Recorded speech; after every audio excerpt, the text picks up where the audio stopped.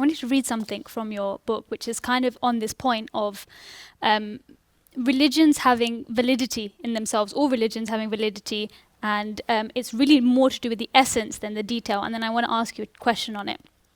So, we should analyze our sincerity and motives in practicing spiritual life.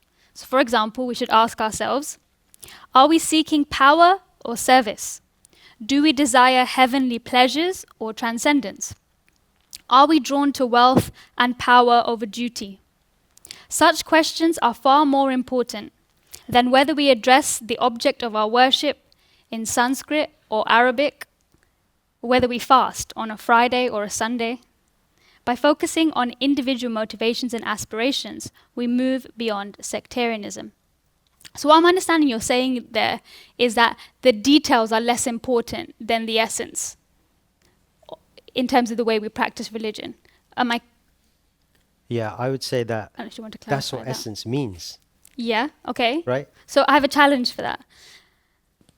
There are certain religions who will say to you that the details make all the difference, actually. Mm-hmm. So whether, if I'm a Christian, whether you accept Jesus as your Lord and Savior makes all the difference.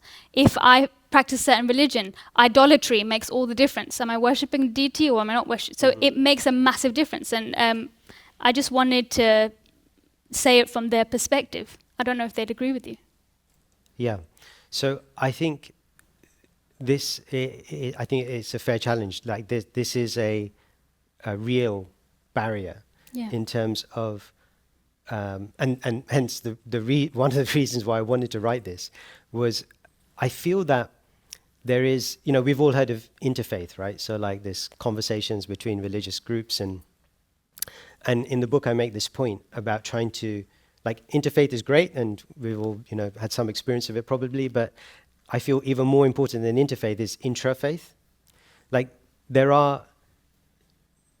because I'm of a particular tradition, does that necessarily make me more or less similar to somebody of that same tradition versus somebody of another tradition who is at a similar level to me in my spiritual journey?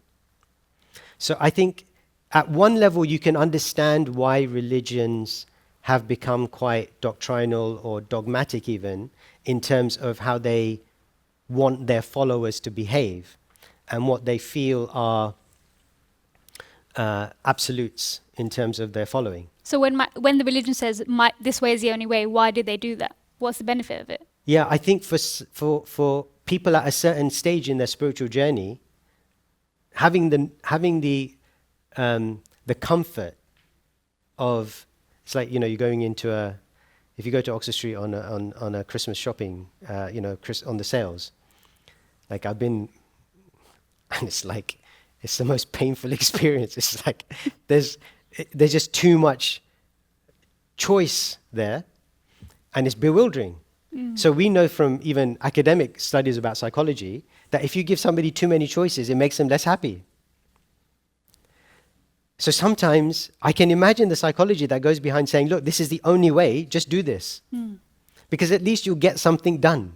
At least you'll get them moving out of just uncivilized or barbaric or whatever kind of level of state that somebody might be in, or just completely indifferent to any kind of spiritual practice. At least you'll get them moving in a certain direction. You only get one chance. This is the only way. Go do it. Right? It's very clear. You can't, at least you'll make some progress. So I get that. Yeah. But I don't think that as somebody proceeds on that journey, that they will retain the same mindset. I think the very definition of proceeding on a spiritual journey means that you're not retaining the same mindset that you started with. It's your own spiritual evolution as well. And I kind of describe it in the book. Actually, I've got an illustration which is like an hourglass. Yep. So an hourglass starts like this, and then it gets narrow, and then it goes wide again. And I feel like at the top, it's kind of like very superficial.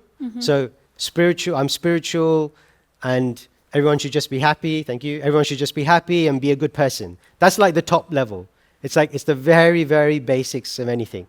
Then as you proceed down a particular path, you start getting narrow because there's a particular ritual, there's a particular practice, there's a particular mantra, there's a particular fast, there's a particular... So it starts to get narrow. But then as you get deeper and deeper into your spiritual practice, if your spiritual practice is actually working and having effect, then you become broader because you see the spiritual essence that pervades not only other people and other traditions, but the world and the natural world also. Thank you so much.